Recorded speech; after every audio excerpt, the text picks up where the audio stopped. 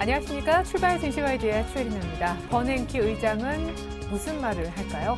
오늘부터 시장의 핫한 이슈인 6월 FOMC 회의가 이틀간의 일정으로 열리게 됩니다. 시장에서는 시장을 조금 안심시킬 만한 버냉키 의장의 발언을 기대하고 있는 것 같은데 외신 내부에서도 의견이 좀 엇갈리는 것 같습니다. 월스트리트저널은 그렇게 앞서 보도한 바 있지만 간밤에 파이낸셜 타임즈는 여전히 버냉키 의장이 양적 완화 축소를 시사하는 발언을 그대로 할 것이라고 보도해 심리에 조금 영향을 준 모습인데요. 그렇지만 FOMC 회의 전 일단 관망세 속에 유럽과 뉴욕 증시 모두 오르고 보는 모습입니다. FOMC 회의가 뭔가 시장에 대한 기대를 충족시켜 줄 것이다. 조심스럽지만 이쪽에 베팅이 더 들어가는 모습인데요. 상승폭 체크해 보도록 하겠습니다. 네, 유럽과 뉴욕 일단 모두 올랐는데요. 먼저 유럽 증시입니다. 미 연방공개시장위원회 기대감과 미국 지표 호조 등에 올랐습니다. 영국이 0.3, 프랑스와 독일은 나란히 1.5%씩 상승했습니다. 뉴욕 증시도 지표 호조와 FOMC에 대한 기대 등으로 인해 반등했는데요. 하지만 1% 넘게 상승하다 장 후반 상승폭을 줄였습니다. 버냉키 의장이 오늘 19일 양적 완화 축소 신호를 보낼 가능성이 있다는 파이낸셜 타임스의 보도 때문이었습니다. 파이낸셜 타임스는 다만 버냉키 의장이 미국 경제가 어떻게 움직이는지에 따라 양적 완화 축소가 결정될 것이라는 입장을 밝힐 것으로 내다봤습니다. 이날 나온 미국의 제조업 주택 지표는 모두 예상을 크게 웃돌았습니다. 6월 뉴욕주 제조업 경기를 나타내는 엠파이어 스테이트 지수는 예상을 크게 웃돌며 3년 고점을 기록했고 전미주택건설협회가 소속 건설사를 대상으로 설문조사한 6월 미국 주택시장 지수는 전달 대비 8포인트 오른 52로 7년 고점을 보여줬습니다.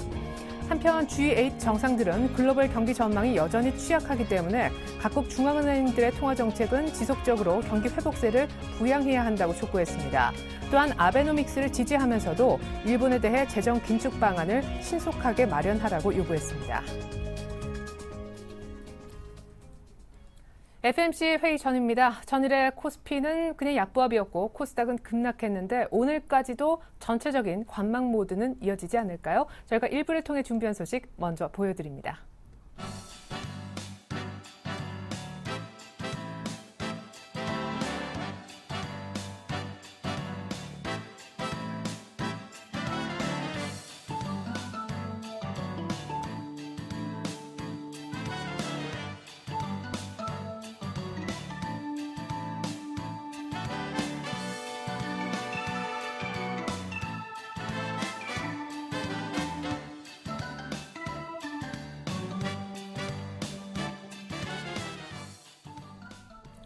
네, 개장 5분 정도 남았습니다. 시초가 공략 종목 알아보죠. 메리츠증권증권 강정우 부장님 연결하겠습니다. 안녕하세요.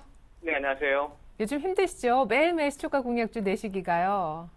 네. 예, 변동성이 너무 크고, 예, 어제 또 코스닥도 급락해가지고, 어제 그 시초가 공략 종목이었던 컴투스는 참 게임 비리 아니어서 다행이었는데, 그래도 그럭저럭 시초가 대비 수익이 좀 나는 모습이었습니다. AS부터 들어볼게요. 먼저 제가 어제 투자 포인트 말씀드렸을 때 컴퓨터는 이상적 기억이 없다라는 말씀을 드린 바 있는데 이 부분은 뭐 담당 애널리스트와 확인을 했고 최근에 그 게임 업체들이 자금 확보를 좀 마련하기 위해서 유상증자를 많이 하는데 컴퓨터는 계획이 없습니다. 그래서 이 부분 다시 한번 확인해 드리겠고요. 제가 말씀드린 3분기 자체 개발 그 게임 라인업 출시 본격화를 말씀드렸고 외국인이 어제도 6만 5천 주 매수가 좀 들어왔습니다. 최근에 매도세는 나왔었는데 외국인 매수가 들어왔고 아무리 계산을 해봐도 저평가 매수가 있는 종목입니다. 그래서 컴투스 올해 실적 밸류에이션 대비해서 지금 5만 4천 원과 6만 원 밴드까지는 충분히 상승력이 있는 종목이고 PER도 16배 정도 수준밖에 안 되는 저평가 매수가 있는 상황입니다. 그래서 6월 말에 골프스타가 카카오톡을 통해 국내 출시될 예정이고 그 외에 7월 중에 피싱과 꼬꼬마 유령단 이런 여러 가지 신규 게임들이 출시될 예정으로 있습니다. 이런 부분 꼭 확인하시고요. 지금 기회는 제가 볼 때는 매수 기회가 맞다. 그렇게 정리하도록 하겠습니다. 네. 자, 시초가 공략주 점검 받아봤습니다. 오늘 시초가에는 어떤 종목 들어가 볼까요? 네, 오늘 제약 업종 중에 하나인 한미약품을 오늘 시초가 공략주로 제시하도록 하겠습니다. 한미약품은 그 의약품 제조와 판매를 주 목적 사업으로 하고 있고요. 주요 제품으로는 고혈압 치료제 아모다빈과 고혈압 치료제죠. 아모잘탄, 정상제인 메드락 등이 있습니다. 투자 포인트는 세 가지 두시는데요. 첫 번째는 미국 시장 진출의 본격화입니다. 6월 초에 이 다국적 제약사인 그 아스트라제네카와 그 미국에서 진행 중이던 이 역류성 식도염 치료제 그 에스메졸에 대한 그 특허 침해 소송이 합의로 마무리가 됐습니다. 그래서 이 에스메졸은 미국 현지에 출시될 것으로 좀 보여지고 있는 상황인데, 이전에 이 부분 때문에 주가가 좀 하락했습니다만, 이 에스메졸은 그 아스트라제네카가 특허권을 보유한 이 넥시움의 개량 신약입니다. 그래서 한미약품이 지난 2010년 10월에 FDA에 시판 허가를 신청했고, 2011년 2월에 미국 출시를 막기 위해서 이제 그 아스트라제네카가 특허권 침해 소송을 제기했었는데, 장기적으로 합의를 하면서 이 3분기에 시판할 예정으로 했습니다. 그래서 이 실적이 대폭 증가할 것으로 전망을 하고 있고요. 2008년도에도 특허 무효속으로 합의가 좀 이뤄진 그런 그 오리지널 넥시움 특허권이 있었는데, 이런 부분들이 독과점적인 어떤 수익을 좀 기대할 수 있는 그런 모습을 좀 보여주겠다라고 보시면 되겠고요. 두 번째는 글로벌 신약 출시의 성장성입니다. 올해 말고 2015년까지 올 실적의 2배 이상의 실적 증가가 지금 전망되고 있습니다. 올해 EPS가 2,734원이면 2015년까지 8,000원대 약 3배 정도 증가할 것으로 전망되고 있고요. 주가 수준이 올해 실적 대비해서는 밸류에이션이 높습니다만 2015년도까지 성장성을 감안했을 때 국내 제형 업체 중에서는 그 계량신약 글로벌 B2B 사업 확장으로 인해서 성공률이 가장 높은 그런 종목이라고 보시면 되겠고요. 마지막으로는 기관 순매수 유입인데요. 2월 이후에 기관도 실만주에도 순매수를 보이고 있는 부분, 이런 부분을 투자 포인트로 제시하도록 하겠습니다. 네. 자, 그렇다면 한미약품 가격 설명 끝으로 한번 들어보겠습니다. 추세가 꽤 괜찮아 보이는데요. 네, 오늘 시초가 제시해드리겠고요. 목표가는 18만 원, 18만 원 5천 원 사이, 그리고 손절가는 16만 원 하회 시에 손절을 대응하시기 바라겠습니다. 네, 6월 눌림목 있었지만 신고가 조심스럽게 기대하시는 모습이었습니다. 부장님, 한미약품 설명 잘 들었습니다. 네, 고맙습니다.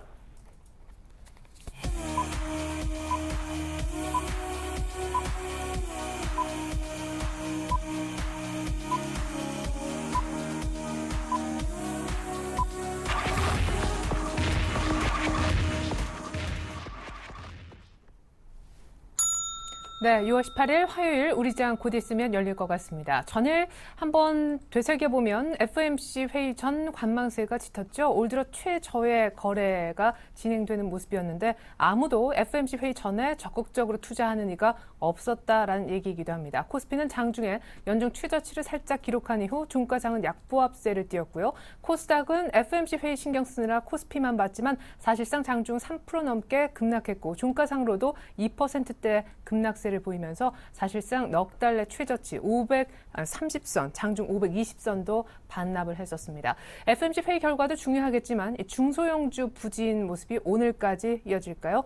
양시장 모두 개장을 한 것 같습니다. 출발 상황 더 자세히 알아보겠습니다. 유스탁의 유창희 대표님과 골든이글 투자자문 정태근 팀장님 나와주셨습니다. 안녕하세요. 네, 반갑습니다. 안녕하십니까? 네, 사실상 전일 기관이 어느 정도 방어해주긴 했었었는데 외국인들의 매도는 이어지고 있습니다. 오늘도 외국인들은 팝니까? 코스피 출발 상황과 함께 살펴주시죠. 네, 일단 지금 코스피 출발상 생각했던 것보다 좋은 건 아니죠. 해외 증시가 1%대 가까운, 물론 미국 증시는 약간 변동성이 있었지만 어쨌든 강세를 마감했던 거에 반해서 우리나라 증시가 별로 오르지 못했다는 부분들. 물론 이제 어저께 우리나라 증시가 별로 빠진 건 없었습니다. 지난 금요일에 해외 증시가 빠졌었죠. 그래서 약간은 엇박자를 계속 보이고 있는 것이 좀 특징이 아닐까라는 생각을 좀 하고 있는데, 일단은 1985포인트대에서 지금 지수가 형성이 돼가지고 시작을 하고 있습니다. 좀 가장 조금 두려운 점은 이제 시장 자체가, 물론 오늘 저녁이죠. 오늘 저녁에 이제 FOMC에서 어떤 결과가 나올지는 모르겠지만은, 일단은 지금 FOMC 결과를 최악의 상황을 놓고 혹은 최상의 상황을 놓고 둘 중에 하나 대응을 한다라면은, 지금 만약에 1차 하락이 나오고 나서 어쨌든 지금 수렴을 좀 하고 있었어요. 수렴을 하고 나서 지금 내일을 기다리는 것이기 때문에, 내일 만약에 좀 안 좋은 뉴스가 나온다라면은 내일 시장 자체가 1800 초중반까지도 추세로 본다라면 1800 초반까지도 빠질 수 있는 그런 위치에 변곡에 놓여 있다고 볼 수 있겠고요. 그게 아니라면 만약에 내일 좋은 얘기가 오늘 저녁이죠. 오늘 저녁에 좋은 얘기가 나온다라면은 일단은 여기서 바닥 다지기가 뭐 아직 긴 건 아니지만은 한 3, 4일 정도 이루어진 것이기 때문에 한 1940포인트대까지는 기술적 반등이 최소한 이루어질 수 있는 구간이다라고 생각이 들고 있습니다. 그래서 투자자분들께서 나는 좀 공격적인 투자자다 하시는 분들은 한 번 정도는 여기서도 매수해볼 수 있다고 생각을 하고 있고요. 나는 뭐 그냥 좀 보수적으로 좀 확인하고 하는 매매를 하는 투자자라면은 약간은 내일까지는 좀 확인할 필요가 있는 구간이 아닌가 생각 좀 하고 있다라는 거 차트적으로 바라보셨으면 좋겠고요. 시가총액 상위 종목을 보신다면 전체적으로 지금 삼성전자가 플러스를 보이고 있고요. 현대차, 포스코, 현대모비스 모두 약간 수출 주도형 기업군들이 좀 강세를 띠고 있다는 부분들이 특징이라고 볼 수 있겠고요. 하이닉스가 5일 만에 하락을 좀 반전시켜가지고 오늘 2%대 강세를 좀 보이고 있다는 거 좀 지켜보셔야 될 것 같은데, 다만 이제 어저께 하락이 너무 컸습니다. 그러니까 31,300원, 31,500원대를 잘 지지하고 있다가 그 자리를 어저께 장대 음봉으로 깼던 자리이기 때문에 오늘 만약에 추가적인 반등이 31,300~400원까지 나올 수 있는지 여부를 좀 체크를 하시면서 대응하셨으면 좋겠고요. 기타 이제 LG화학이라든지 신한지주, 삼성생명, 뭐 SK텔레콤 등 약간은 이제 종목별로는 TV가 좀 엇갈리는 모습을 좀 띄고 있다라는 거 지켜보셨으면 좋겠고, 약간 상승폭이 둔화가 되고 있다라는 거 살펴보셨으면 좋겠고요. 수급을 보신다면 일단 외국인이 한 117억 정도 매도가 나오고 있지만서도 뭐 어저께도 보시면 아시겠지만 어저께는 600억 정도밖에 외국인 매도가 안 나왔다는 부분들, 다행스럽게 일단은 외국인 매도는 조금 진정을 하는 것 같은 모양을 좀 띄고 있고요. 기간이 약간 투신이겠죠. 투신을 중심으로 해가지고 강하게 지금 매수가 들어오고 있다는 부분들, 다만 이게 시장을 좀 방어하기보다는 그냥 이제 밑에서 물량을 소화하는 성격이 좀 있다라는 거 좀 체크를 하면서 대응하셨으면 좋겠고요. 선물 쪽에서 조금 여전히 좋지 못하다는 부분들, 외국인이 선물 좀 매도가 좀 많이 나오고 있기 때문에 이러한 부분들이 좀 완화가 될 수 있는지 여부를 체크를 하시면서 대응하셨으면 좋겠습니다. 네. 저는 외국인들 선물을 4,000개 가까이 팔았으니까요. 니케이의 출발 상황 전해드리겠습니다. 0.1% 정도 소폭이지만 하락세를 보이고 있습니다. 이틀 연속 또 급반등했잖아요. 어제 종가 기준 13,000선도 회복을 했었는데 오늘 소폭 하락합니다만 13,000선을 내주지는 않고 있습니다. 자, 이렇게 말씀드리는 순간에 코스피도 소폭이지만 하락 전환되었음을 알려드리고요. 자, 이번에 코스닥의 출발 상황 알아보겠습니다. 전일 급락했었는데 오늘 빨간불이죠? 그래야 되는데. 예. 일단 뭐 어제 같은 경우 어제 얘기를 좀 먼저 간단하게 좀 들어보자면 어제도 마찬가지로 최근에 급락세가 이어지게 되면서 2% 넘는 하락세가 좀 보였습니다. 지난 4월 9일 날 520포인트를 기록하고 난 이후에 지금 두 달 만에 다시 한번 520포인트에 접근을 했는데요. 과연 지난 4월 달에 지켜줬던 자리인 520포인트를 지켜주면서 좀 반등을 줄 것인가, 그리고 장기적으로 봤을 때 241선, 그러니까 장기 추세를 지켜줄 것인가, 그 부분도 오늘 이후에는 좀 상당히 좀 중요하지 않겠나 생각을 하고 있습니다. 어제 2% 넘는 하락세를 보이면서 마감을 했었지만 오늘은 반등 시도가 나오고 있습니다. 0.46% 정도 현재 상승 출발을 했는데요.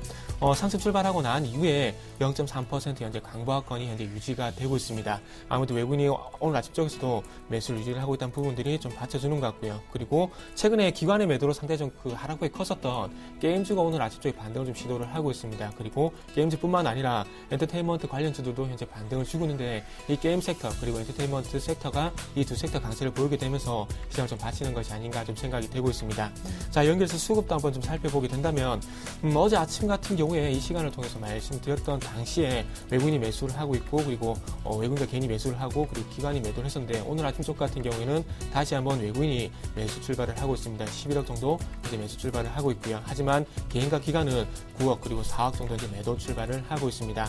과연 외국인이 장 초반에 매수 출발을 하고 있지만 장 후반에로 갈수록 만약에 매도로 전환이 되게 된다면은 좀 추가적인 전강 후약으로 끝날 가능성이 있기 때문에 오늘의 수급의 키도 아무래도 외국인이 좀 지고 있지 않나 이렇게 좀 봐야 될 것 같습니다. 그리고 전에 외국인들이 좀 매도를 했던 섹터가 제약 섹터인데요.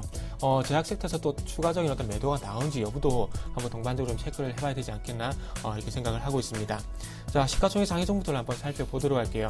일단은 뭐 전체적으로 상승 출발하는 종목들이 크게 눈에 띄고 있습니다. SK 브로드밴드, 그리고 메가스터디, 태움 같은 경우에는 현재 0.5% 내외의 당부학권 현재 출발을 하고 있고요. 그 외에도 CJ 오쇼픽, 네오위즈 게임즈, 태광, 성강밴드, 다음 동국 SNC가 현재 상승 출발을 하고 있습니다. 마지막으로 하락 출발하는 종목들을 살펴보게 된다면은 서울반도체, 그리고 셀트리온, 그리고 콩이팜, 그리고 유니스강 같은 종목들이 현재 1% 넘는 약세 출발을 하고 있습니다. 네. 자, 현재 코스피는요, 1880.77입니다. 하락 전환한 이후 다시금 1880선 깨질 위기를 맞고 있습니다. 외환시장 개장 상황 알아보겠습니다. KB 외환선물에 계시는 정경팔 팀장님 연결해보죠. 팀장님 안녕하세요. 네, 안녕하세요. 네, 오늘도 FMC 그냥 관망 모드가 이어질까요? 간밤에 미국 지표 좋아서 달러화는 강세를 띄었더라고요. 네, 그렇습니다. 오늘 서울 외환시장은 어제 종가 대비 2원 80주이 상승한 1129원에 개장했고요. 개장 이후에는 개장가보다 큰 변화는 없고요. 1128원 50전에 거래가 되고 있습니다. 미 연준의 FOMC 회의 마감을 이틀 정도 앞둔 상황에서 국제금융시장은 이에 대한 관망세를 보이고 있습니다. FOMC 성명서 내용이나 버냉키 의장의 기자회견 내용에 대해서 시장별로 각각 다른 전망이 반영되는 모습인데요. 주식시장의 경우는 미 연준이 양적 완화 축소에 대한 시장의 불안을 해소하기 위해 노력할 것이라는 전망이 우세한 편이고요. 반면에 외환시장에서는 양적 완화의 조기 축소 가능성에 더 주목하게 되면서 글로벌 시장에서는 달러화와 주식시장이 동시에 강세를 보이는 장세가 다시 나타났습니다. 외환시장에서 달러화는 유로화를 제외하고 엔화나 상품 통화들에 대해서 강세를 보였고요. 원화에게 역시 강세를 보이고 있습니다. 버냉키 의장이 미국 경제의 지속적인 성장 전망을 지적할 경우에 달러화가 강세를 보이겠고요. 설사 양적 완화 축소에 대한 시장의 불안을 해소하기 위해서 노력한다고 하더라도 미국의 경제 지표가 상대국들보다도 긍정적이기 때문에 달러화 약세는 제한적일 것으로 보고 있습니다. 국제외환시장 전반적으로는 지난주 후반부터 박스권 장세가 나타나고 있는데요. 달러 엔의 경우 95엔을 중심으로 넘나드는 장세가 나타나고 있고요. 유로 달러의 경우는 1.33달러대에서 주 거래 범위가 형성되고 있습니다. 다만 호주 달러가 달러화 대비 고점과 저점을 낮춰가면서 달러 원에게는 하방 경직성을 제공하고 있습니다. 달러 원은 글로벌 달러 강세 요인과 또 국내 수급적인 요인들이 서로 어우러지면서 1120원대와 1130원대를 오가는 박스권 장세가 이어지고 있습니다. 어제부터 외국인들의 주식 순매도 규모가 급격히 줄어들고 있는 점은 심리적으로 달러 매수 요인을 약화시킬 수 있겠고요. 업체들의 내고 물량은 계속해서 상단을 제한할 것으로 보입니다. 그러나 국제 외환시장에서의 글로벌 달러 강세가 달러원의 하단을 제한하면서 오늘 역시 서울 외환시장은 미 연준 FOMC 회의를 앞둔 관망세를 이어갈 전망입니다. 오늘 중국의 5월 경기 선행 지수와 또 호주 중앙은행의 의사록 공개가 시장의 주요 변수가 될 수 있겠습니다. 오늘 1120원대 후반 중심의 거래가 이어지겠습니다. 감사합니다. KB 외환선물 정경팔 팀장님과 함께했습니다. FMC 회의 이후 또 날카로운 분석 기대하겠습니다. 오늘 말씀 잘 들었습니다. 네, 감사합니다.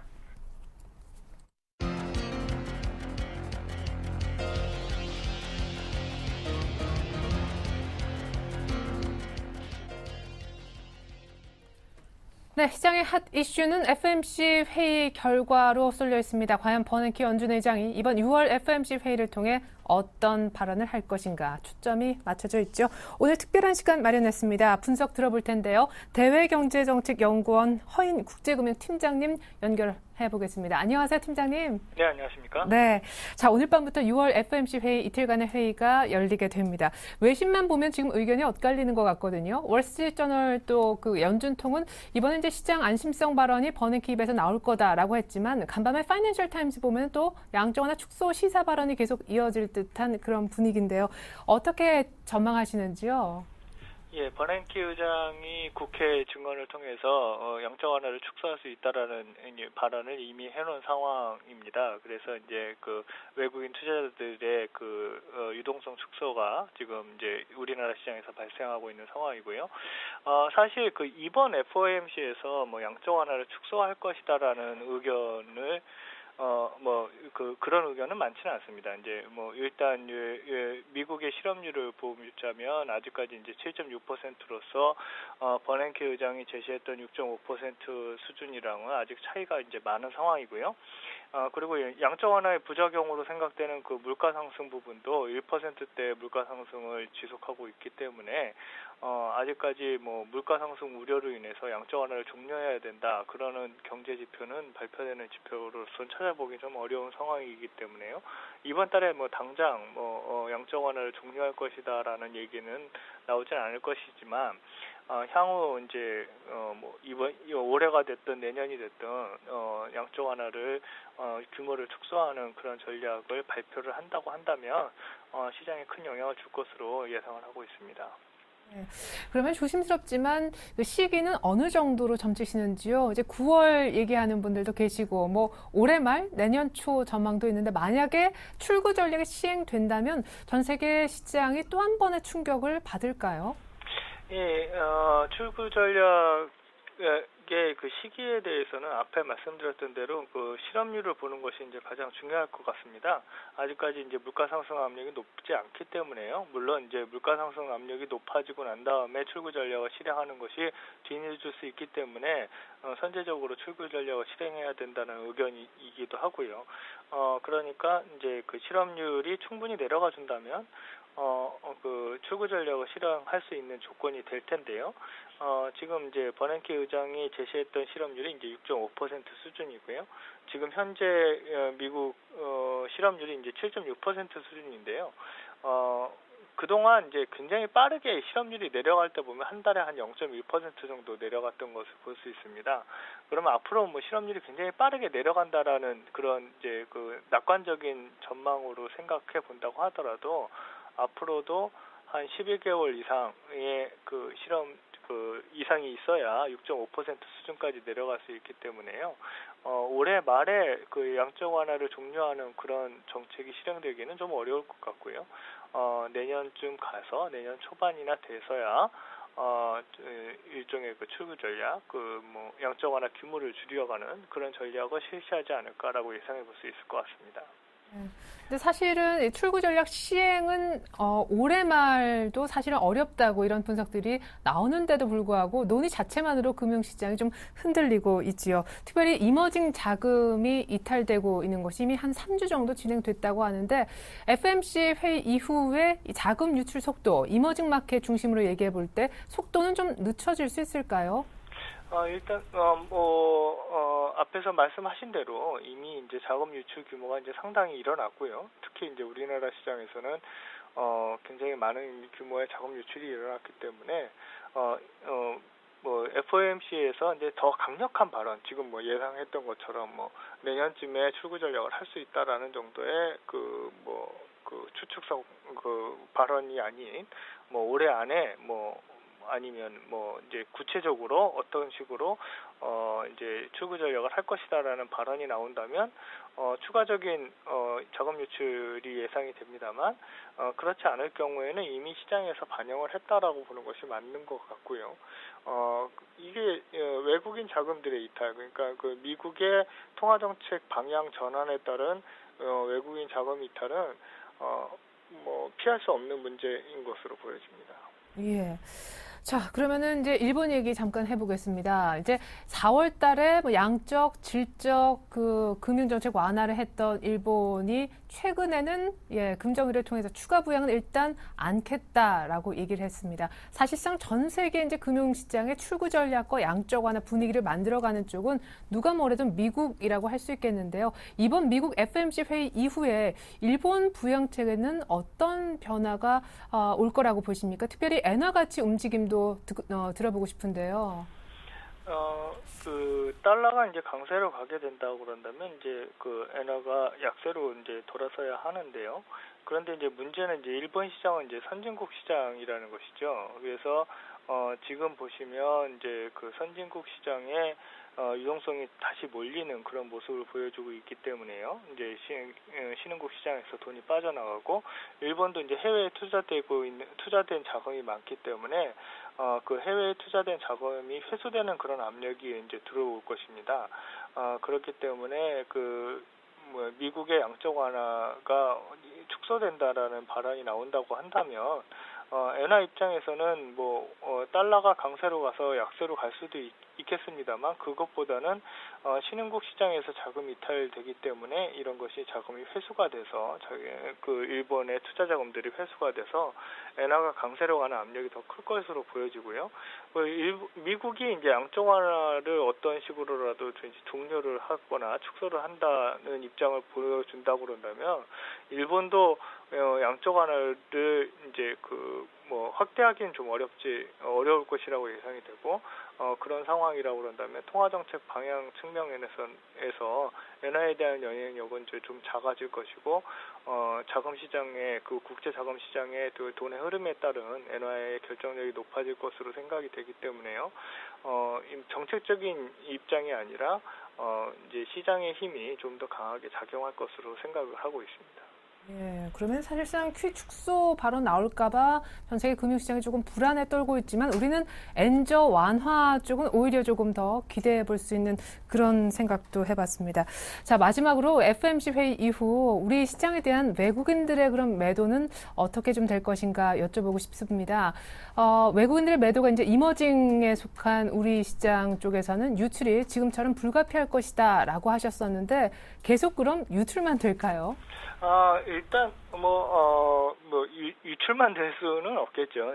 우선 지금 당장의 그 새로운 뉴스에 대해서 외국인 자금들이 이제 반응을 하는 것이고요. 이런 것들이 어느 정도 시간이 지나고 난 다음에 이제 정리가 되지 않겠습니까?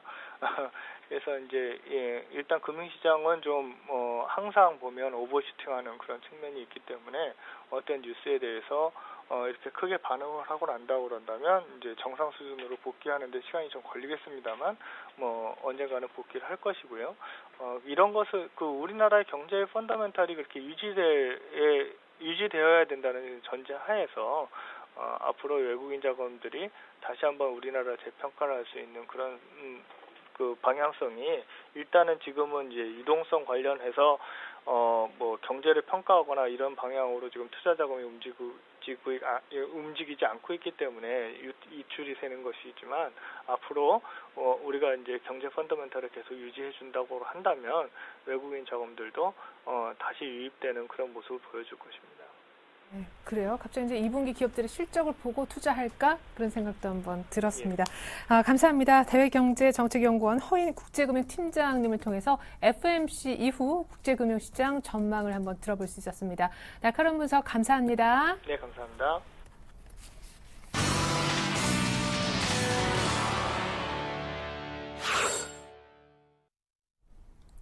네, 외국인들 매도 때문에 소폭 플러스 출발했던 코스피는 하락 전환된 채 1880에서 힘겨워하고 있고요. 코스닥에도 개인의 매수마저 실종되며 상승폭이 많이 줄어 코스닥도 하락 전환 임박해 있는 상황이 되겠습니다. 특징 종목 알아보겠습니다. 먼저 거래소 쪽이 되겠는데요. 오늘 STX 그룹주의 희비가 엇갈리고 있습니다. 페노션만 한가고요. 나머지 STX 그룹주들은 급등하고 있네요. 네, STX 그룹 자체가 조금 양분된 모습을 띠고 있죠. 그럴 수밖에 없는 게 이제 페노션 같은 경우가 이제 한 2주 가까이 일주일 넘은 거래 정지 당한 이후에 지금 다시 거래가 됐는데 회생경 1차가 밟아졌고 또 이제 상장 페이지에 대한 우려감이 있기 때문에 저하마 하한가는 당연하다고 볼 수 있겠고요. 이제 그리고 이제 STX 페노션이 쉬어갈 때 STX 그룹 자체가 전부 다 급락세에 맞았었죠. 그러다 보니까 일단 그런 것에서 좀 벗어나는 모습. 특히 이제 STX 조선해양이 청산하는 것보다는 회사를 운영하는 게 더 낫다라는 얘기가 나왔죠. 그러다 보니까 관련해서 기대감으로 올라오고 있지만 이러한 올라온다고 해서 이게 종목군들의 추세가 살아나간다고 볼 수 없다라는 거 계속 말씀드리지만 조금 손실폭이 좀 줄어들었을 때 정리를 하는 것이지 여기서 신규를 투자해가지고 수익을 내기는 거의 불가능하다라는 부분들 좀 언급해드리고 싶고요. 동양그룹이 조금 오늘 좀 강세를 띠고 있습니다. 동양이 이제 동양매직을 교원그룹에 이제 매각한다 얘기가 또다시 나오면서 상세를 보여주고 있는데, 지금 동양그룹 같은 경우를 보신다면 동양네트워크도 마찬가지지만 전체적으로 계열사를 매각한다 그러면은 이 그룹이 주가 상승을 합니다. 하지만 그 이슈가 끝나고 나면 다시금 직전 저점이라든지 아니면 저점을 훼손하면서 주가가 안 좋은 모습을 띠고 있기 때문에 역시 매각한다는 것 자체만으로는 호재가 될 수 있겠지만 그게 실적이 엄청나게 개선될 수 있다라기보다는 그 매각 자금을 빚을 갚는 거에 그칠 가능성이 높기 때문에 그로 인해서 투자를 하기엔 조금 쉽지 않다는 부분들 좀 언급해 드리고 싶고요. 현대상선 같은 경우가 어저께 좀 거의 상한가에서 마감하면서 강세를 띄었는데 오늘도 조금 상승을 보여주고 있어요. 일단 북한이 진실성은 모르겠지만 어쨌든 핵도 포기할 수 있다는 얘기가 좀 나왔죠. 그러다 보니까 이와 관련해서 좀 상승을 보여주고 있지만서도 일단은 단순한 기대감으로 올라간다라는 것은 좀 수익 내기가 쉽지 못하다는 부분들 제가 지난주에도 한번 언급을 해드렸었는데 지금도 그 전략은 여전히 이어간다라는 거 말씀드리고 싶고요.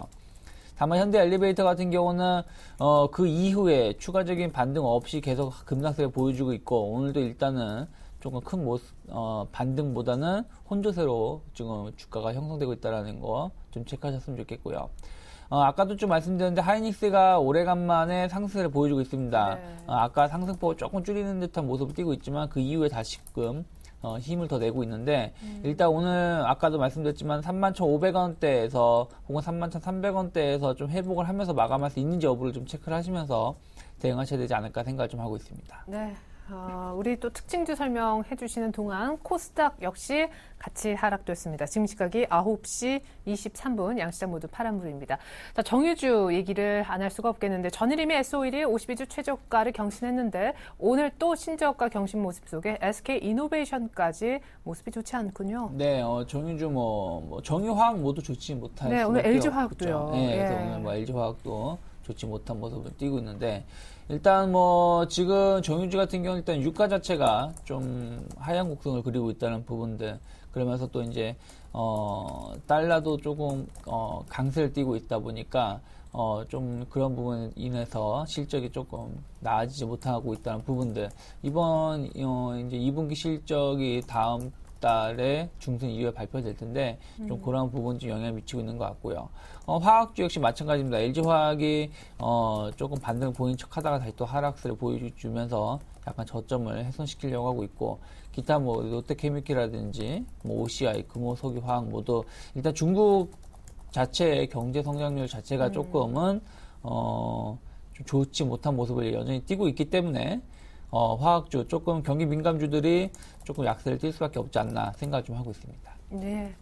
자, 이번에는 코스닥 쪽에 있는 테마 한번 알아보겠습니다. 오늘 아침에 잠깐 비가 내렸었죠. 장마가 본격적으로 시작되는 오늘인데 장마 테마 사실상 대장이었던 위닉스가 이제 하락을 하고 있습니다. 네. 장마 테마는 투자에 좀 늦은 건가요? 이미 비가 내리면 나머지 테마도 한번 함께 봤으면 좋겠는데요. 일단 위닉스는 조금 먼저 너무 많이 움직인 감이 있습니다. 그렇기 때문에 최근 와서 변동성이 좀 커지고 있는 모습이 보이고 있는데 일단 기대감으로 인한 어떤 상승은 1차적으로 좀 일단락이 되는 것이 아닌가 이렇게 좀 봐야 될 것 같아요. 자, 위닉스 같은 경우에 잘 아시다시피 그 제습기 시장이 절반 이상을 현재 점유율을 차지를 하고 있는데 거기에 대한 기대감 서두에 말씀드렸듯이 기대감을 올랐기 때문에 이제부터 나와야 될 부분은 제습기 판매로 인한 어떤 실적이 분명히 좀 받쳐줘야 된다는 겁니다. 그리고 더욱 중요한 것은 위닉스 같은 경우에 지금 1분기 그리고 작년 4분기에 적자가 났었는데 2분기에 과연 흑자 전환이 될 것인가 그 부분도 중요할 것 같고요. 하지만 흑자 전환이 되는 것도 중요하지만 흑자폭을 얼마만큼 또 확대를 시키냐가 좀 중요할 것 같습니다. 작년 2분기 같은 경우에 실적이 한 20억 정도 영업이익이 났었는데 작년보다는 더 많은 영업이익이 아무래도 낮아야 지금의 상승 추세가 좀 더 이어지지 않겠나 좀 생각을 하고 있습니다. 네. 아무튼 장마에 대한 기대감이 있기 때문에 그 가격 조정보다는 아무래도 이제부터는 기간 조정에 제가 보기엔 대비를 좀 해야 되는 것이 아닌가 좀 생각이 되고 있고요. 그리고 장마 관련 수혜주들이 제습기 부분을 보게 됩니다. 제습기 쪽을 보게 된다면은 위닉스도 있고요. 그리고 코에도 있습니다. 코에도 지금 이제 시장에서 많이 얘기는 안 나오고 있는데 코에도 있고요. 그리고 장마 관련주 같은 경우 방역 관련해서 8호라는 종목도 있습니다. 8호라는 종목도 있고 장마가 지나고 나게 되면은 이제 병충해 관련해서 얘기가 상당히 좀 많을 건데요. 비료 관련주인 남해화학이라든지 그리고 조비 그리고 홈쇼핑 관련주들이 얘기가 상당히 좀 많이 나오더라고요. 그래서 지금 이제 그 접근을 하게 된다면 위닉스는 조금 기간 조정에 대비를 하는 게 좋을 것 같고요. 하지만 그 병충해 관련주들은 부분은 한번 관심을 가져봐도 되지 않겠나 생각을 하고 있습니다.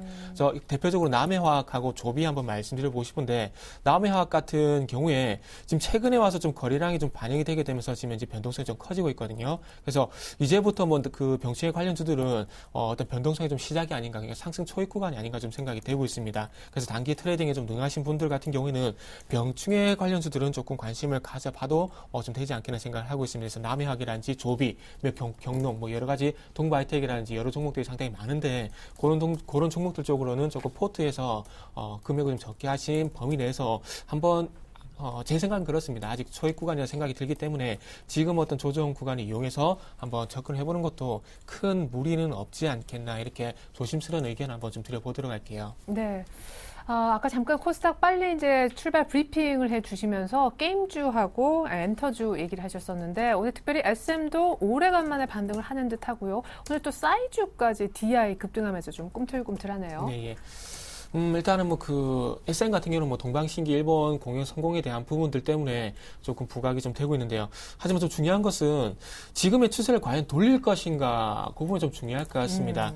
자, 제가 그 얘기를 왜 드리냐면은, 자, SM 같은 경우에는 작년 11월 달까지 상당히 시세가 강하게 났었습니다. 근데 그때 당시에 나왔던 부분들이 어떤 것이냐면은, 일단 브라질과 같은 중남미 쪽이라든지 그리고 유럽 쪽에 상당히 그 카이팝에 대한 어떤 선풍적인 인기를 끌게 되면서 이런 부분들이 상당히 SM이라든지 그리고 YG 엔터테인먼트 쪽으로 실적, 그러니까 콘서트 매출이라든지 음반 매출 쪽으로 그리고 광고 매출 이런 쪽 이어질 것이라는 그런 기대감이 있었는데 실질적으로 반영이 안 됐어요. SM 같은 경우 실적을 한번 실적에 대해서 간단히 코멘트를 좀 드려보자면은, 지금 2년 연속 보게 된다면 분기 기준으로 봤을 때 영업이익이 200억 원 내에서 더 많이도 그리고 작게도 줄지 않는 그런 정체 상태가 계속 지속이 되고 있다는 겁니다.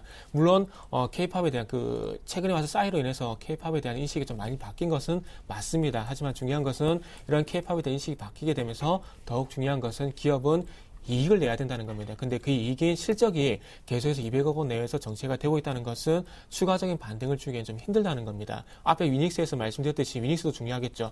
기대감은 반영이 됐고 실적이 좀 반영이 돼야 되듯이 SM도 그런 부분이 있어야 되는데 아직까지 그런 부분들은 조금 미진한 부분이 없지 않아 있습니다. SM 같은 경우 조심스럽게 이렇게 말씀드려볼게요.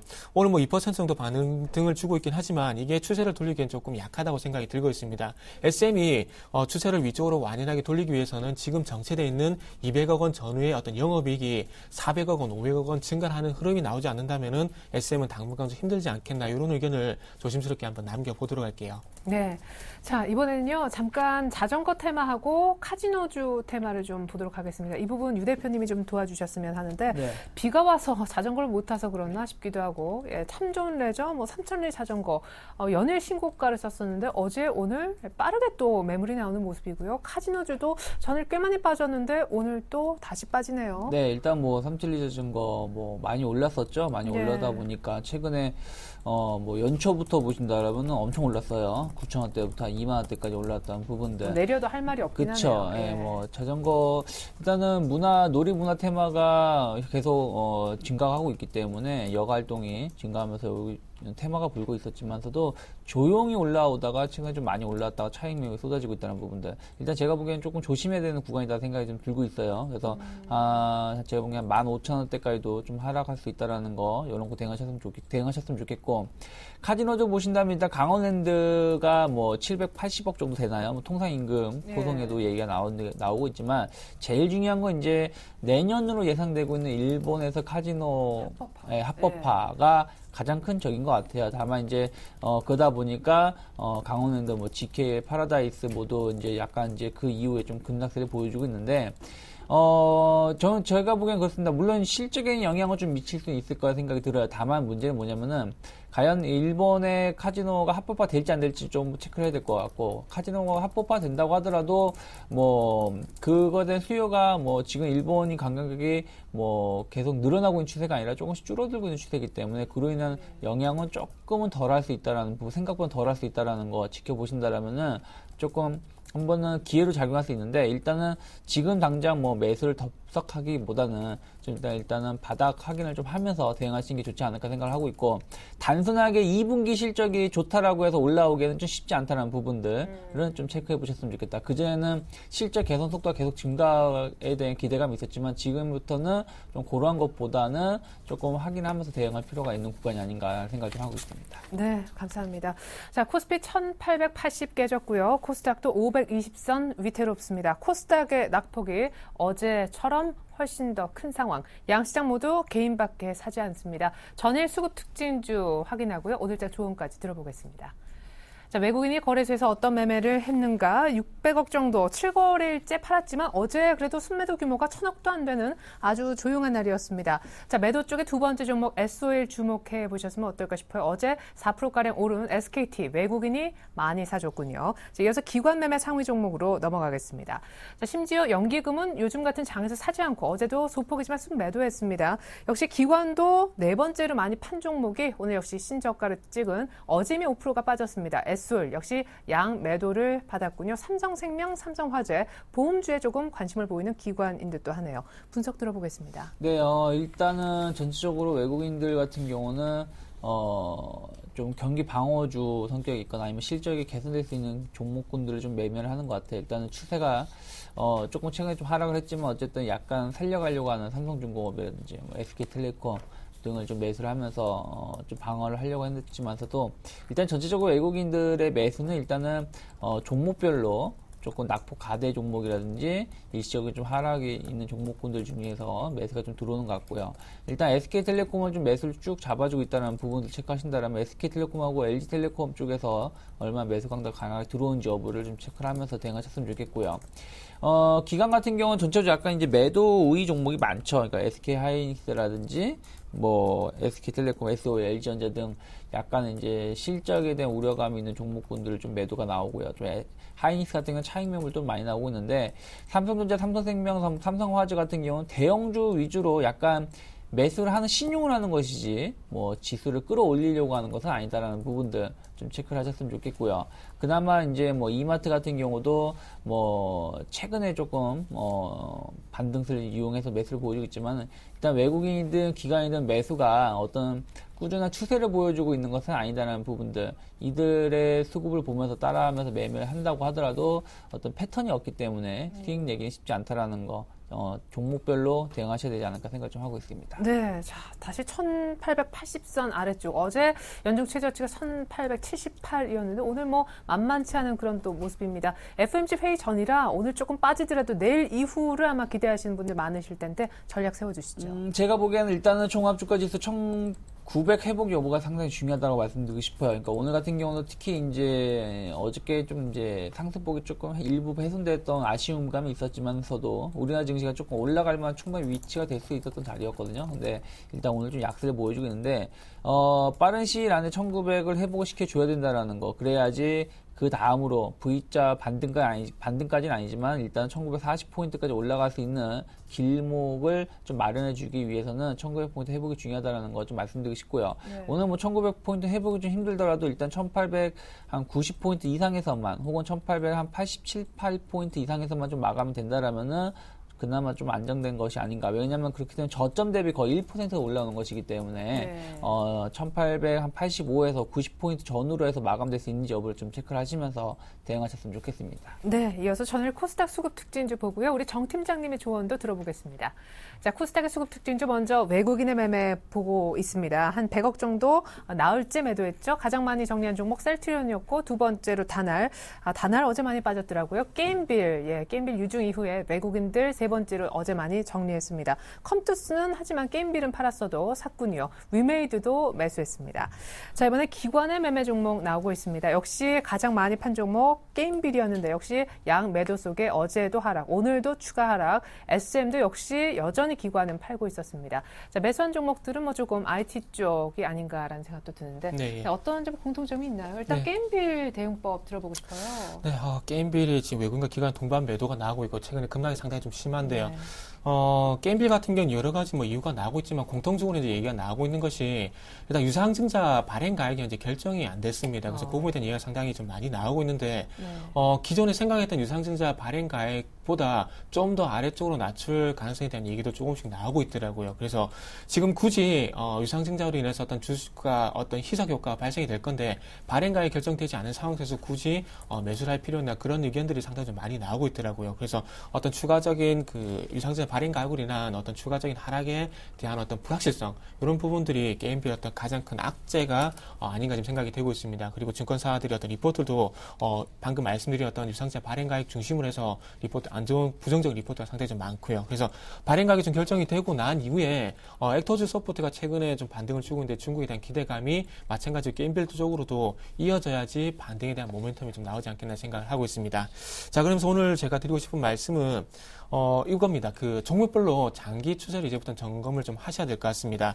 지금 그 코스닥 지수 같은 경우에 드디어 241선까지 현재 하락을 하게 되면서 그러니까 지금 520포인트까지 현재 내려왔는데요. 코스닥도 지금 현재 그 장기 추세, 즉 241선을 지켜줄 것인가 말 것인가 거기에 대한 고민을 해야 될 것 같은데, 오늘 그 외국인 매매 그리고 기관 매매 상위 종목들 한번 예를 들게 된다면은 현재 파트론, SFA, 윈스테크넥, 덕산하이메탈 이런 종목들이 지금 장기 추세 위에 현재 장기 추세까지 현재 하락을 한 상황입니다. 그렇기 때문에 최종적으로 장기 추세만 좀 지켜주게 된다면 다시 한번 반등은 전고점 부근까지 어떤 반등은 나올 수가 있을 겁니다. 하지만 지금 코스닥 지수가 만약에 장기 추세가 무너지게 되면서 가지고 계신 종목들까지 장기 추세가 무너지게 된다면은 상당히 어려운 구간 속으로 진행이 될 가능성이 있을 것 같습니다. 그렇기 때문에 종목별로 뭐 경동나비엔이라든지 이런 종목도 상당히 강합니다. 그런 종목들을 가지고 계신 게 아니라면은 본인이 가지고 계신 종목들 중에서 121선이라든지 241선 이런 장기 추세가 장기 추세가 깨질 것인가 말 것인가 거기에 대한 어떤 리스크 관리를 오늘부터는 조금 하셔야 되지 않겠나 생각을 하고 있습니다. 네, 좀 늦겠다 싶을 때가 가장 빠를 때일 수도 있겠습니다. 추세 점검하자라는 조언까지 들었습니다. 유청희 대표님, 정태근 팀장님 도움 말씀 주셨습니다. 감사합니다. 네, 감사합니다. 감사합니다.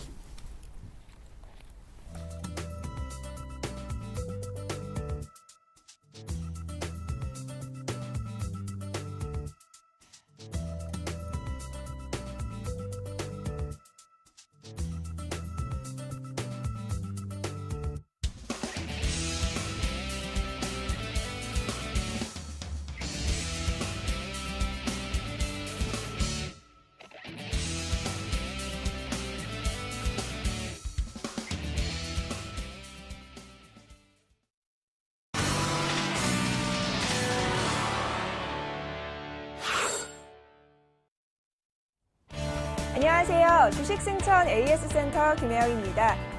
지금 이 시간에는 밤 10시에 방송되는 서울경제TV 간판방송 주식승천 멘토들의 포트폴리오를 점검하고요. 전일 관심주와 공약주 AS하는 시간도 가져봅니다. 자, 먼저 이번 주에는 주식승천이 개편을 맞아 멘토들이 포트를 새롭게 꾸몄습니다.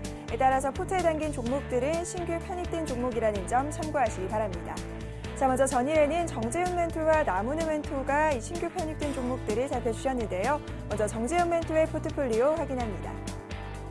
자, 정재훈 멘토의 포트입니다. 오로라 한 종목 매수하셨고요. 현재 매수가는 미도달된 상태입니다. 자, 이어서 남은우 멘토의 포트폴리오입니다. 세 종목 신규로 편입해 주셨는데요. SK하이닉스, 신도리코, SBS까지 오늘 담아주셨습니다. 자, 이어서 이 어제 새롭게 편입된 종목들에 대한 이 투자 포인트 짚어보는 시간입니다. 그래서 먼저 정재훈 멘토의 관심주 오로라인데요. 이 캐릭터 디자인 전문 기업인 오로라, 양호한 수급세가 지속되고 있고 또 1분기 역시 양호한 실적을 나타냈습니다. 자, 이어서 오로라의 매수가는 9,300원, 목표가는 9,800원, 손절가는 8,300원입니다. 자, 이어서 남은우 멘토의 세 종목도 살펴봅니다. 먼저 SK하이닉스입니다. 실적 개선에 대한 기대감이 들어오고 있습니다. 또한 장기 투자 외국인들의 수급 역시 양호한 흐름이 이어지고 있는데요. 매수가는 6월 18일 오늘 시초가입니다. 이어서 목표가는 35,000원, 손절가는 29,000원입니다. 자, 이어서 신도리코입니다. 이 신성장 동력, 또 다품종 소량 생산에 적합한 디지털 인쇄를 하고 있는데 이 해외 사업 성장성이 기대가 됩니다. 매수가는 역시나 오늘 시초가입니다. 목표가는 8만 원, 손절가는 6만 6천 원입니다. 자, 이어서 SBS 살펴봅니다. 자, 1분기 지상파 광고 시장은 이 전년 대비 3%의 축소 흐름이 보였는데 SBS는 6%대의 성장 흐름이 이어졌습니다. 3분기 이후 실적 개선세 역시 기대가 되는데요. 매수가는 역시나 오늘의 시초가, 목표가는 52,000원, 손절가는 42,000원입니다. 자, 이어서 앞서 살펴본 종목들 현재가 흐름 짚어봅니다. 먼저 오로라입니다. 3%의 상승 흐름이 이어지고 있는데요. 현재 9,500원에 거래 중인 모습입니다. 자, 이어서 SK하이닉스입니다. 2%대의 상승 흐름, 31,100원에 현재가 이어지는 모습이고요. 이어서 신도리코입니다. 신도리코 역시 빨간불 오늘 상승 흐름입니다. 1%대의 오름세 72,000원에 거래되는 모습이고요. 마지막으로 SBS입니다. 반면 SBS는 하락 흐름입니다. 2%에 가까운 낙폭 보여주고 있는데 현재 44,100원에 현재가 이어지는 모습입니다. 자, 이어서 오늘은 정재훈 멘토 전화 연결해서 이 신규 제시하신 종목에 관한 이야기 살펴봅니다. 안녕하세요, 멘토님. 예, 안녕하십니까. 네, 오로라 매수가가 미도달된 상태인데요. 이 오로라에 대한 신규 전략 살펴주시죠.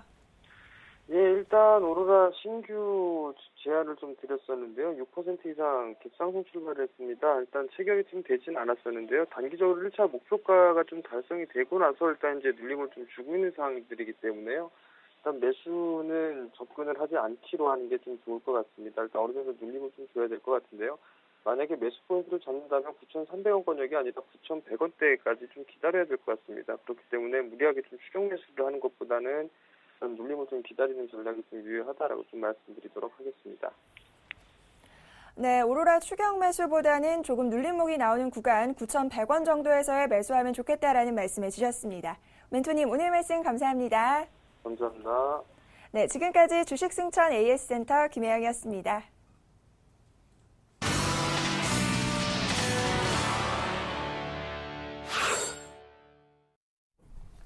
네, 9시 40분, 개장한 지 한 40분 정도 흘렀는데요. 코스피가 1872선까지 내려가면서 어제보다 더 저점을 낮춘 모습이었고요. 현재는 물론 80선 정도 챙겨있지만 코스닥도 또 한 번 장중에 520선을 반납하는 등 시장의 아래쪽으로 내려가고자 하는 힘도 대단히 강하다 하겠습니다. 양시장 일단 파란불인 상황인데 이제 글로벌 이슈 속 숨겨진 의미 알아보도록 하겠습니다. IM투자증권 김동섭 이사님 만나보죠. 안녕하세요. 네, 안녕하세요. 네, 오래간만에 중국 얘기 좀 해봤으면 좋겠습니다.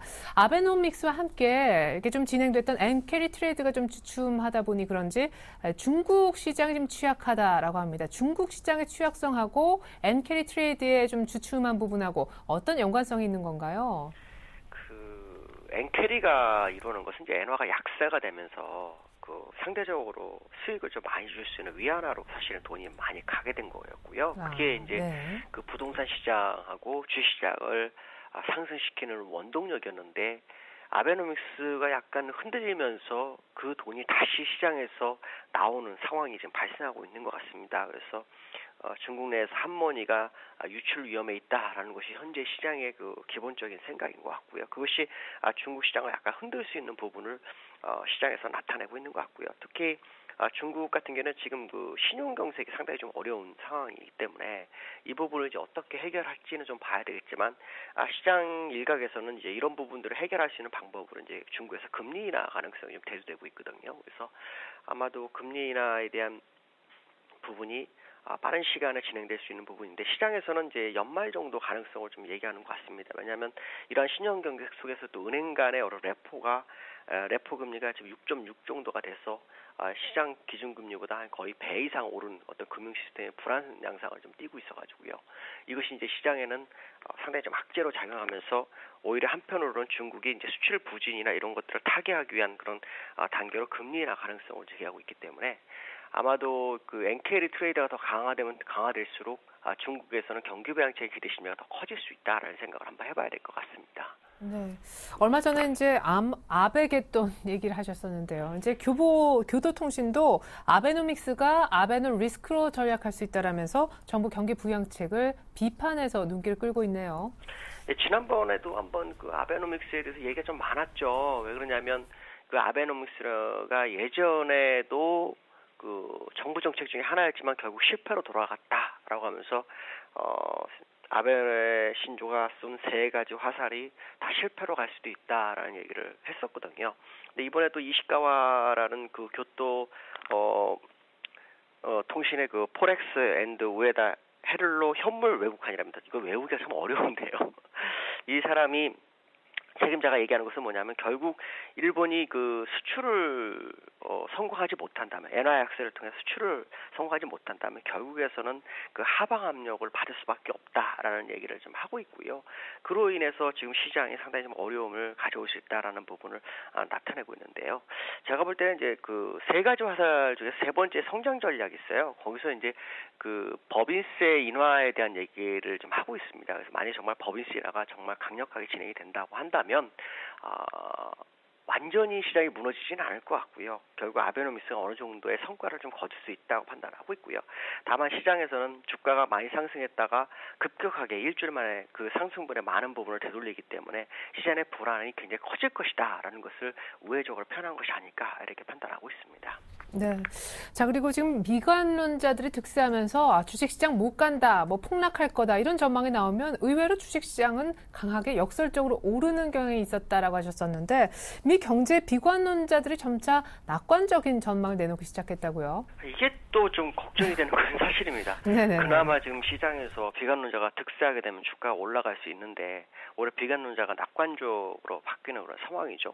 근데 이 부분에 대해서 이제 가장 비관론자 한 명인 타일러 코엔이라는 조지 메이슨 대학 교수인데요. 이 사람이 얘기하는 것은 무슨 말이냐면 셰일가스 개발했다는 에너지 가격이 하락하고 이때까지 이제 휘발유에 거의 다 의존을 많이 했었는데 이것도 가격 하락하고 의료보험료가 이제 상승이 억제되는 그런 상황이 됐기 때문에 사람이 오랫동안 살 수 있는 상황이 됐고 고등교육을 받아서 일자리를 아무 데나 차릴 수 있다 뭐 이런 거를 제기하고 있거든요.